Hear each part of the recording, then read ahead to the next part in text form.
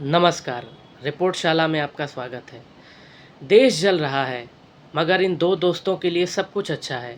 एक तरफ प्रधानमंत्री की कुर्सी है, दूसरी तरफ अरबों की साम्राज्य की कुर्सी। एक जनसभा करता है, दूसरा विदेशी कॉन्ट्रैक्ट उठाता है। एक देशभक्ति के भाषण देता है, दूसरा देश की संपत्ति को अपने कॉरपोरेट झोले में भरता है। कहते हैं देश पहले, मगर असल में ये दोस्ती पहले चल रही है। गौतम अडानी पर जब अमेरिकी जांच एजेंसियों ने घूस और भ्रष्टाचार के गंभीर आरोप लगाए, तब प्रधानमंत्री नरेंद्र मोदी से जब प्रेस ने सवाल किया, तो उन्होंने इसे व्यक्तिगत मामला बता दिया। क्या देश के प्रधानमंत्री के दोस्त का भ्रष्टाचार अब निजी मसला है? अगर ऐसा है तो देश की जनता का क्या? उनका क्या जिनके टैक्स अडानी के एयरपोर्ट, बंदरगाह, पावर प्लांट में सब्सिडी बनकर जाता है? हर उस देश में जहां मोदी दौरा करते हैं, अडानी की एंट्री तय मानी जाती है। ऑस्ट्रेलिया, श्रीलंका, बांग्लादेश, केन्या, हर जगह प्रधानमंत्री का काफिला और अडानी की डील साथ चलती है।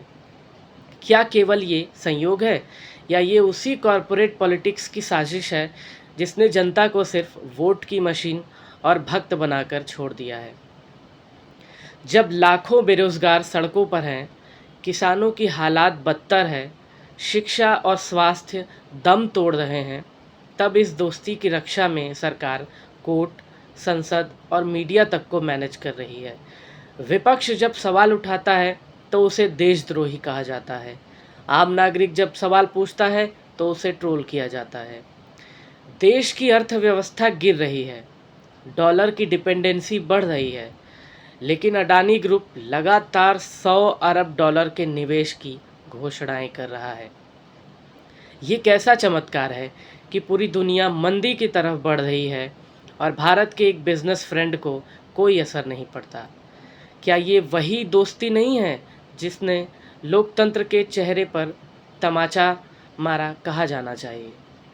अब तो बच्चे भी जानने लगे हैं कि मोदी अडानी कोई अलग अलग इकाई नहीं, बल्कि एक कॉमन स्क्रिप्ट के दो किरदार हैं। जहां एक वोट लेता है, दूसरा नोट। जहां एक राष्ट्रवाद का नारा लगाता है, दूसरा राष्ट्र की संपत्तियों की बोली लगाता है।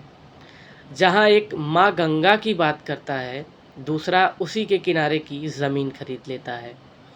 असल में असल में न इन्हें देश से मतलब है, न संविधान से। इन्हें मतलब है सत्ता से, सिस्टम से और उस चुप्पी से जो जनता के डर से पैदा होती है। ये दोस्ती कोई सीधी दोस्ती नहीं है, ये साझी लूट है, जहाँ जनता सिर्फ तमाशबीन है। देश नहीं, रिश्ता बच रहा है, धर्म नहीं, दलाल बच रहे हैं। अगर अब भी हम खामोश रहे तो आने वाला कल सिर्फ इन दो नामों की कहानी बनकर रह जाएगा। एक ने राज किया, दूसरे ने बाजार, और दोनों ने मिलकर देश को बेच डाला। धन्यवाद।